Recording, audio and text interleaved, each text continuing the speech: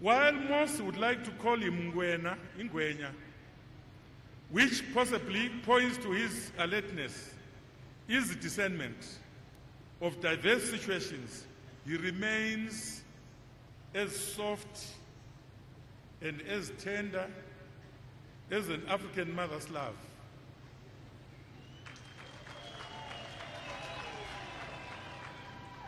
Distinguished delegates and colleagues, time is a finite resource. Help me, colleagues, delegates, comrades, to resoundingly invite His Excellency, the President of the Republic of Zimbabwe and the First Secretary of the ruling Zanu-PF party, Comrade Emerson Mnangagwa, to deliver his keynote address. I thank you and God bless.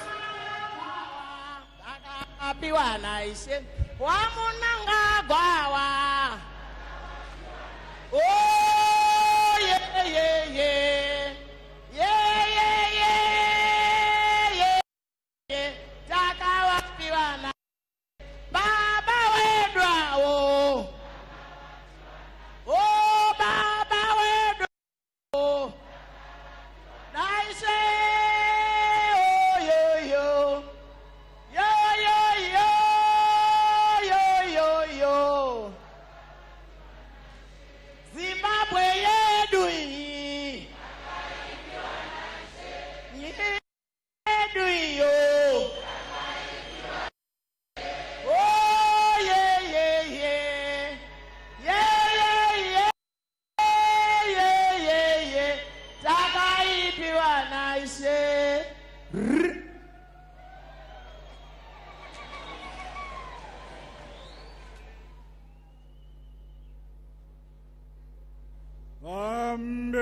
Zanu-PF. Zanu-PF. Kubatana. Kubatana. Viva Zanu-PF. Viva Zanu-PF. Amanda. Amanda! A luta continua! A luta continua! Zanu-PF! Zanu-PF! Zanu-PF! Kubatana!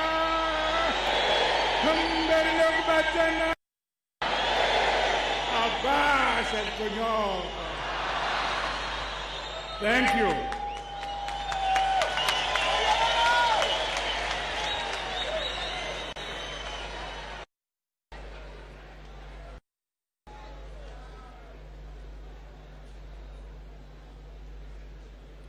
The First Lady, Comrade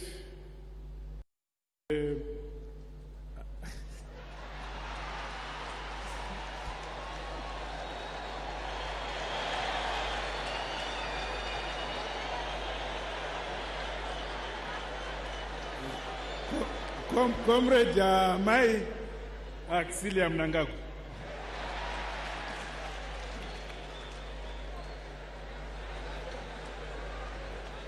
Members of the Politburo, members of the Central Committee, members of the National Consultative Assembly, war veterans, detainees, ex-restrictees, and all collaborators, traditional leaders, ministers and deputy ministers here present, service chiefs led by General Constantine Chiwenga,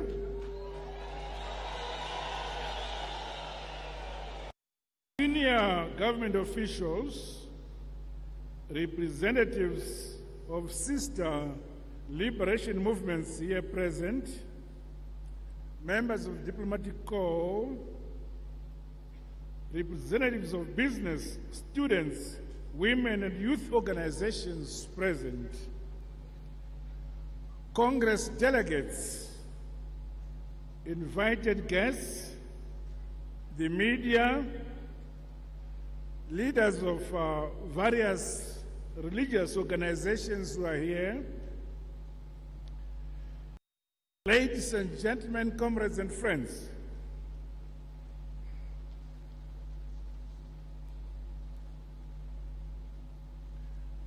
I am humbled and indeed honored to greet you and welcome you all to this extraordinary Congress of our party, the Zimbabwe African National Union Patriotic Front. In welcoming you all, I recognize in a very special way those comrades representing sister liberation movements with whom we shared the trenches in our struggles for national independence. Furthermore, I also recognize delegates representing other political parties from the region and beyond, with whom we enjoy warm fraternal relations. You are most welcome, and rest assured that you are among comrades, ideological soulmates, brothers and sisters who warmly embrace you in your individual capacity and as emissaries of your parties and governments. This convocation is thus ours together. Dear comrades and delegates, we meet today in this extraordinary session of Congress of the party, which brings together leadership from the district level to the Central Committee. First and foremost, we must all recognize that we convene here primarily as members of the party, bound by the duties and obligations of all party members outlined in Article 3, Section 21, subsection 1 to 6 of our party constitution, which states the following, and I quote: duties of members. Every member of the party shall have the duty to, 1, be loyal. I'll repeat. Every member of the party shall have the duty, 1, to be loyal, to observe and abide by the principles, policies, rules, and regulations of the party. 3, to strive continuously to raise the level of his or her own political and social consciousness and understanding of the party policies. 4, to strengthen, promote, and defend the party and popularize policies among the people. 5, to conduct himself, herself, honestly and honorably in his or her dealings with the party and the public, and not to bring the party into disrepute or ridicule, and 6, to pay regular subscriptions. Unquote. To this end, the spirit and letter of this constitutional provision must guide not only today as we deliberate on the agenda of this extraordinary Congress, but all our party interactions at every level. Comrades, Today, I address you as a newly draped President and First Secretary of Zanu-PF, subject, of course, to the ratification by this august gathering of the extraordinary session of the Central Committee held on 19th November 2017, which appointed me the helm of our party.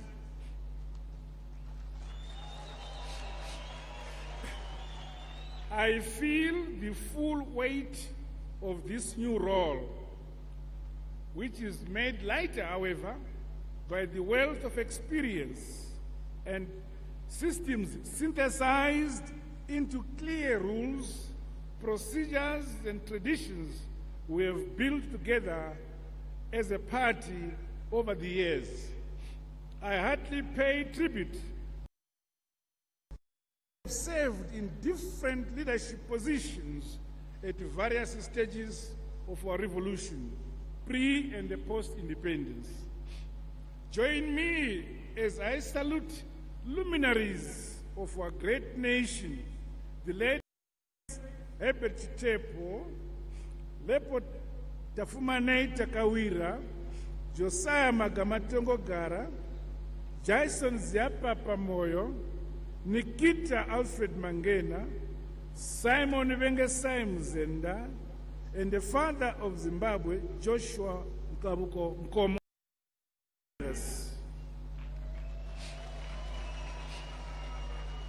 I equally pay homage to my predecessor and immediate past president of our party, Comrade Robert Gabriel Mugabe, who steered the ship of our party and its government until I assumed the role a few weeks ago. Today, the burden to carry on the forebearers left remains real, and responsibilities to discharge it is ours collectively together as a united party, Zanu-PF, subject to the constitutional procedures of this extraordinary as affirmation. I'm humbled by the faith you have shown in me, and I pledge to live up to your expectations. Zanu-PF is a great party. So too is its history and mission, as it entered into a covenant with the people of Zimbabwe, one underwritten with sacred blood of heroes, some of whom died while others live, with retaining bodily marks and visible injuries of trauma from a protracted war of liberation. This fact of Zanu-PF's special status, Party of National Liberation, makes it a national heritage and a courier of a national legacy, and above all, a definer of our country's future. Thus, Zanu-PF, as the governing party, makes and requires it to be a national home for all our people, all our citizens. This country is our home.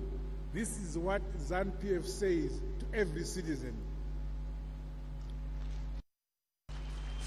It must also be an instrument available for a national purpose and a destiny.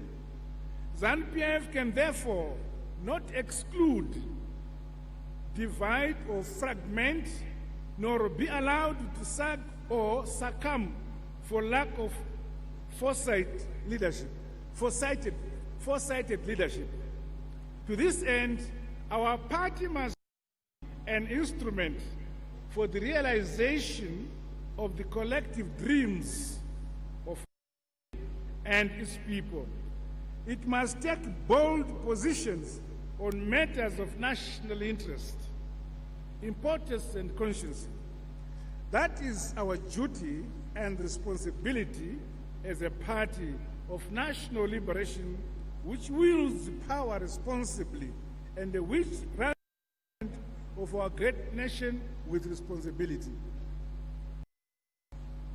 Dear delegates, democracy, equality and the rule and respect of the law and the Constitution runs through the very blood and genetic makeup of our party, predating independence.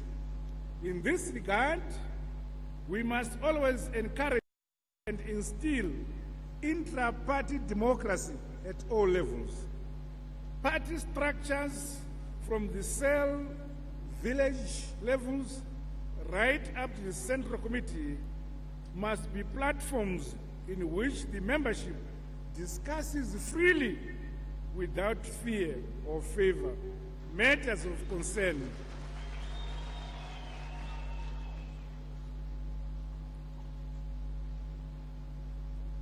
Matters concerning the party as well as developmental issues which affect our communities and the nation at large. Equally, elections at all levels of the party must be undertaken as guided by the rules and regulations of the party, free from chicanery, free from manipulation, and free from favoritism. In the same vein, democracy bids that as a political party, it must always compete for office through pitting itself against opposition parties in elections which must be credible, free, fair, and transparent. Our party constitution in Article 2, Section 9, indeed obligates the party, and I quote, 8 conditions for the establishment of a democratic, political, and social order which guarantees in perpetuity that the government of the state shall be answerable to the people through periodic, free and fair elections based on universal suffrage, end of quote. This we will continue to do as we have since independence, and I have already announced that the 2018 harmonized general elections are held as scheduled. In planning and conducting these elections, our position as the ruling party is that we carry the nation we liberated, securing all who live within its borders, upholding the national constitution, laws and values, as well as defending and safeguarding our country's sovereignty. Above all, we must have peace over our land, towards whose nurturing and preservation we must spare no effort. We who are called upon to lead Zanu-PF, and because of that privilege, our nation must remember this at all times, that we are servants of the people. We must vow to observe the rule of law, to live and to govern in accordance with its tenets, with the tenets of our struggle. For failure to do so will undoubtedly result in damnation from the party, whatever our rank or level. Comrade delegates, the party constitution in Article 5, Section 26 provides that an extraordinary Congress may be convened as guided by the subsections thereunder.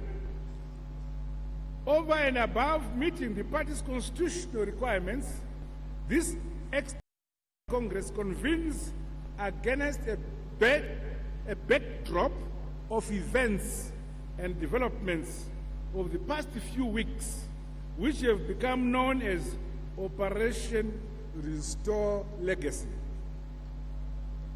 These events were both dramatic and epochal for our party and our nation. Millions of Zimbabweans, young and old, urban and rural, wide-eyed children and battle-hardened war veterans came together to make themselves heard and to call for a shift in the direction of this country. As a result of that, a prosperous future for our people is in the making.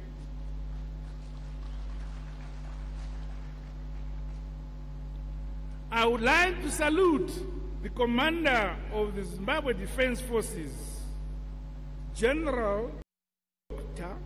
Constantino Nyikadzino Gouveia Chiwenga, and all the members of the Zimbabwe Defense Forces for standing shoulder to shoulder with their fellow Zimbabweans and for putting the peace and stability of Zimbabwe first.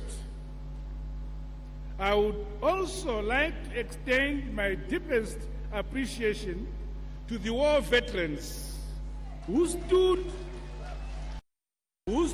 strong in the face of threats and at times personal persecution as they fought for our glorious nation and its heritage.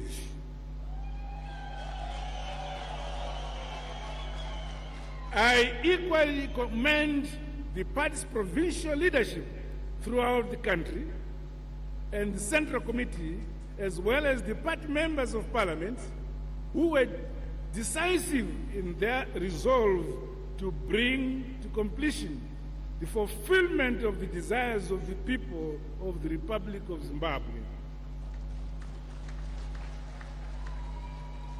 which lived within the confines of our party Zanu-PF and the national constitution respectively, and in my ending exile. Through the actions of all involved, our constitutional and democratic order was respected and upheld. Humanity glowed and shone, thereby ensuring that no single life was lost.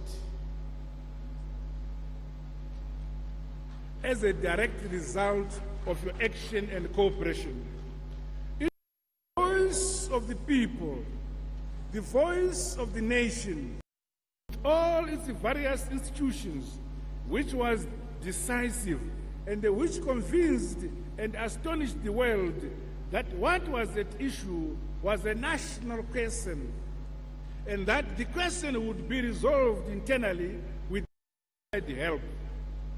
We showed remarkable capacity of resolving conflict in an amicable and of speedily resetting society back to normalcy terms and in our own way.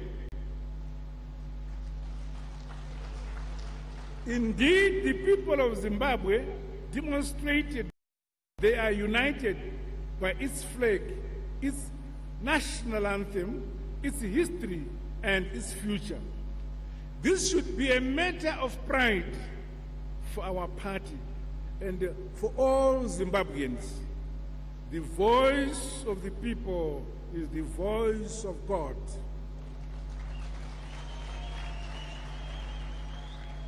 Operation Restore Legacy was about our nation, its past, its present, and most of all, its future, which had indeed become threatened by the cabal of G40.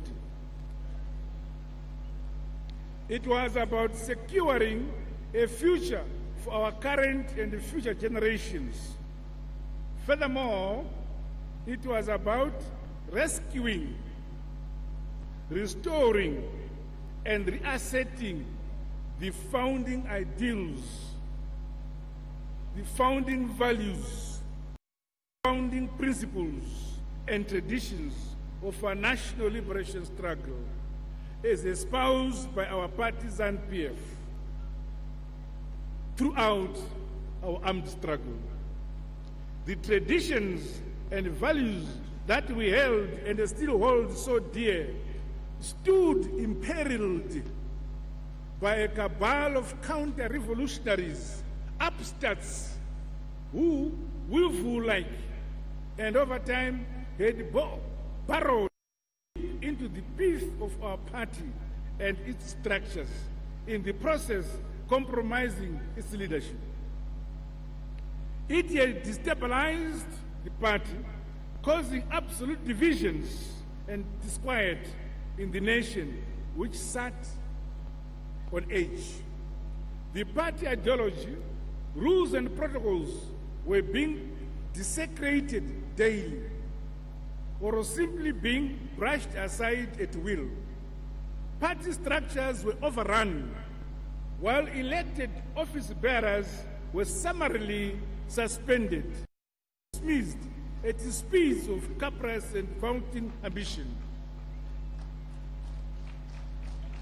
Corrupt activities and corrupt individuals were daily sanitized, while millions were being stolen and stashed outside the country. The economy bled from repeated rampant smuggling. The country was violated with impunity. Disaffection was building, especially from among the youths who were seeing their hopes of a bright future slipping away. Veterans who had sacrificed for the liberation of this country were not just being reviled, they were being abused and incarcerated on flimsy pretexts.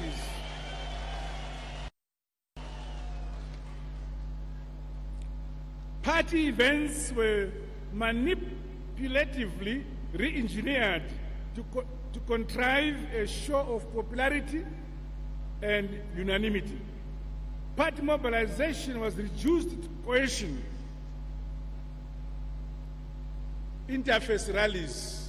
We all believed it was an exercise for the mobilization of the party. No, it wasn't. It was an agenda. It was an agenda.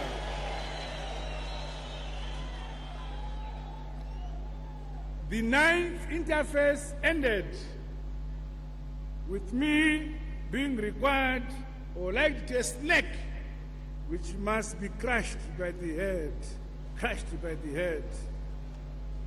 by persons with very little history in the liberation of this country.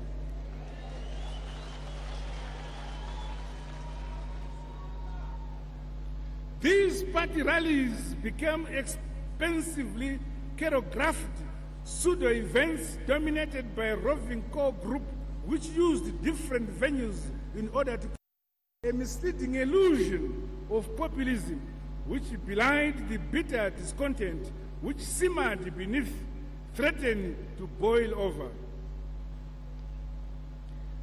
This is what I now remember in 2015 in Masingo province when they said, "Kumagumo kunenyaya."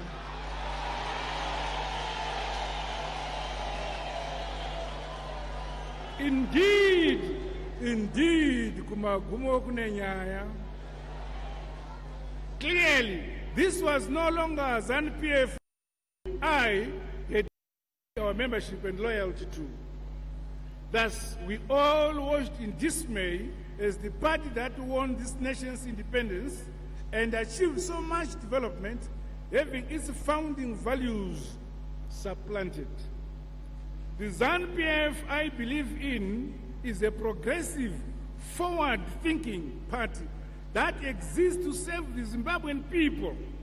It is a party that has a proud history and a bold vision for the future. It is a party that offers hope and opportunities and the youths, as well as the marginalized, disadvantaged persons among us. Zanu-PF is without doubt a party that represents each and every Zimbabwean, irrespective of tribe, race, age, social standing, or economic class. Let us draw lessons from all that has happened. We must vehemently defend to the hilt the party's culture and traditions. Revolutions do get infiltrated, corrupted, and once corrupted, they degenerate and they lose direction. We must never lower our guard again, and they must arrest any negative tendencies that creep into the party before they take hold, corrupt, and alienate us. The responsibility to defend and protect our party's constitution and the ideals of our revolution, its history and legacy, falls squarely on each and every cadre of the party. Let us remain genuine cadres and not 10 careerists who, legion-like, fasten on party structures, personages, all for self-gain and self-enrichment. Comrade delegates, moving into the future, I exhort us all to be disciplined, and in many ways reinvent our politics in ways that harken back to wartime templates and practices which won us the trust and the confidence of our people, which won us a war in 1980 and helped us repeatedly win elections since then, and renewing our mandate and the covenant with the people of Zimbabwe again and again, and this must continue again and again. We must now, all of us, return to source in order to repair the party and regain the trust of the people who have for long been poisoned by misdeeds and excesses of the counter-revolutionaries who had infiltrated our party rank and file. In this regard, war have a big role to play. They are not expendable. Their value far exceeds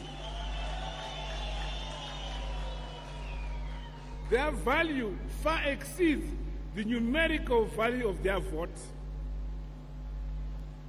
We should give them a pride of place, appreciating the sacrifices they made in the past, valuing their current role in socializing the youth on the party norms and ethos as we chart a course for the future, well embedded in the stem foundations of our past. I thus urge the party to manage intergenerational transitions so the spirit of the struggle is retained and passed on as a living tissue. We must therefore strive to offer a positive, progressive vision for the future which tallies with the hopes and dreams of. In this regard, we should not be a party of the past. We must also be a party for the future, a party for prosperity, and a party for posterity. Let us all be alive to the fact that successful parties constantly renew themselves, speaking to women, speaking to the youths, and the disadvantaged.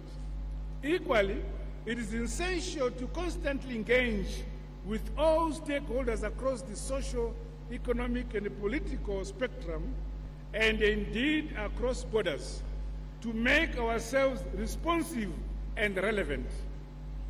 Comrades, There is therefore urgent need for training interventions to realign, refocus, and recalibrate our membership at all levels countrywide to align with this new impetus.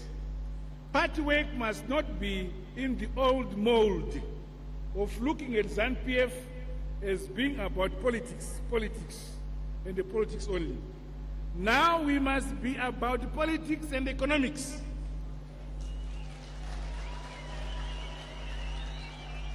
After all, the best politics emerge from the marketplace where livelihoods are made. I am confident that the reconstructed Department of Commissariat, together with departments we will be up to task in this new era of our party. Comrade delegates, I urge the party to introspect and self-adjust in conformity with the principles and genesis of Zanu-PF. In this regard, Article 2 of our party's constitution outlines the aims and objectives of our party as inter alia being to oppose resolutely tribalism, regionalism, nepotism, corruption, racism, religious fanaticism, xenophobia, and related intolerance, discrimination on grounds of sex, and all forms of exploitation of men by men in Zimbabwe. In line with this instruction, therefore, my ascendance to the helm of the party never be interpreted as a defeat of one faction and installation of another. My presence should not be perceived as a rise in the fortunes of a region or a tribe or a totem. No. My presence is about a united Zanu-PF,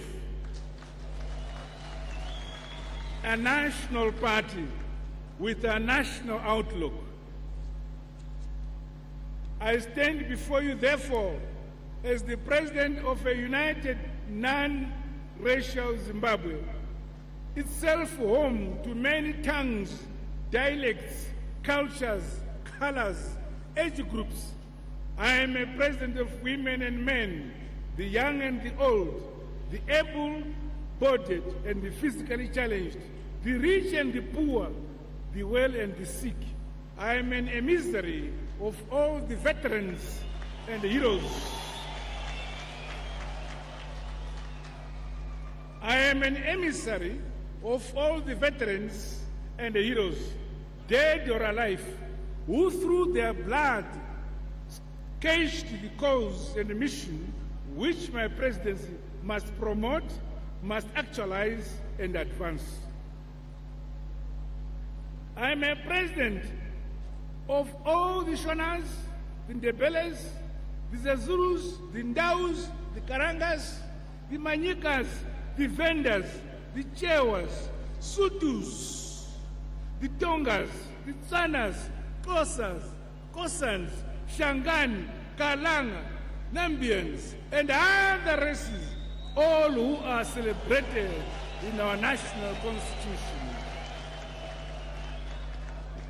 The role you have given me and the office you have inserted can never be partitioned to anyone. The praise song I desire, if you were to sing one, is that of our national anthem and those from the liberation struggle, not singing myself, no.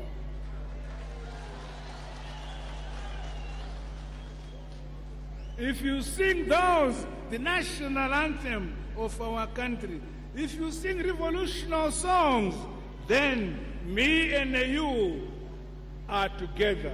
Me and you become content, and I'll be overjoyed.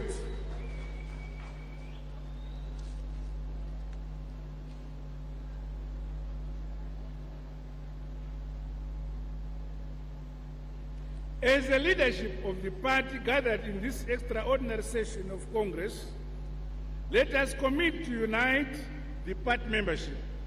We must be unwavering, consistent, and persistent. I urge us all to unflinchingly toe the party line as guided by our party constitution. In discipline, corruption, desecration of the values Ubuntu Unu must never, never again find a place in our party. Ndiro gwara la msangano, ndiro gwara Zanu-PF, ratinofana kutevera. This Congress must define a new trajectory for our party and our country. Let us reassert discipline, order and harmony in the party, and put behind us victimization and witch hunting of the past. We must thus embrace each other, forging better relations with other peoples and other nations. We must thus take pride in our abilities and resources, guarding ourselves from being opinionated to the extent of not knowing that we need and benefit from mutually beneficial partnerships with the rest of the world. The speech I made upon my return from exile on 21 November 2017 at Zanu-PF headquarters, my inauguration speech on 24th November 2017, and the recent 2018 National Budget Statement gave the world a peep into the new era we seek to build. We mean well. We stand as a nation of this world for its promise. We are committed to repair broken relations, desiring to rebuild our economy so it gives jobs to our people, especially the youths, and improves the living standards of all our people. In all this, the party must lead and ensure that government is properly briefed and guided as we assert the supremacy of the party over government. Distinguished delegates, before me is the Central Committee report, which records our activities since our last Congress. This is in fulfillment of the requirement of our party constitution, which obligates Central Committee to report to Congress on behalf of which it makes decisions in between sittings. It is an expansive report and covers activities since 2014 when Congress was last convened. Reports of all departments are captured for your attention.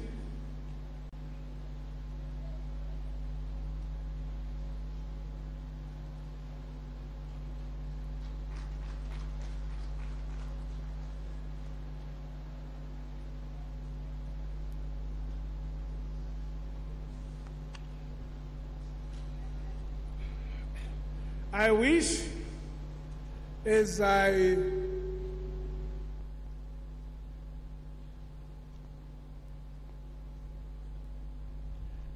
table this Central Committee report, I wish to draw the attention of this extraordinary Congress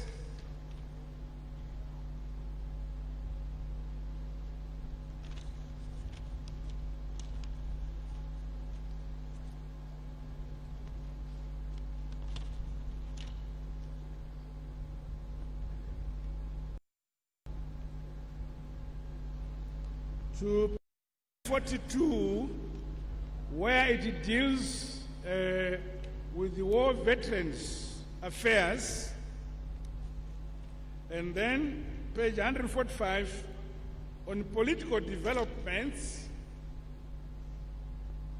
and recommendations, and then changes in the leadership of the party from page 148 to 149. Then it also captures the dismissal of Vice President Emmerson Mnangagwa on the 6th of November when he was fired from the party. It also captured the statement by Commander Defense Forces of the 13th November 2017.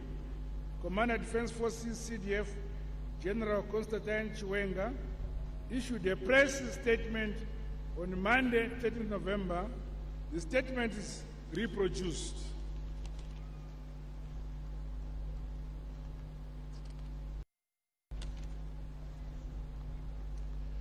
On page 53, we reproduce statement by Zimbabwe Defense Forces spokesperson on the 14th of November 2017, which was made by Army Chief of Staff Major General Sibusiso B. Moyo.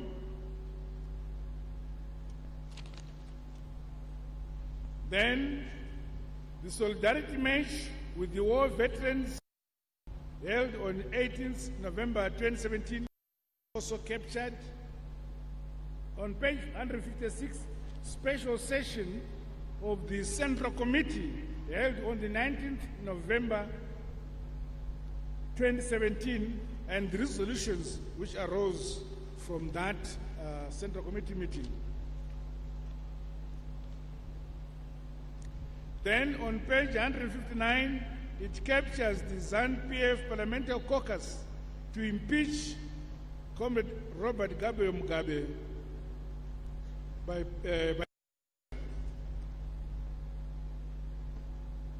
Then also, lastly but not least, on page 160, commencement of the impeachment proceedings on 21st November 2017, and the President resigns and the impeachment proceedings are aborted on 21st November 2017. All that is captured. Inauguration of Comrade Emmerson Mnangagwa as the President of the Republic of Zimbabwe on 24th November is also captured. I now have the honor and privilege to table this Central Committee report, which I commend to the Central Committee and to the Extraordinary Congress delegates for you to carry home and inform our members of the party in our respective provinces and districts. I so table. I thank you.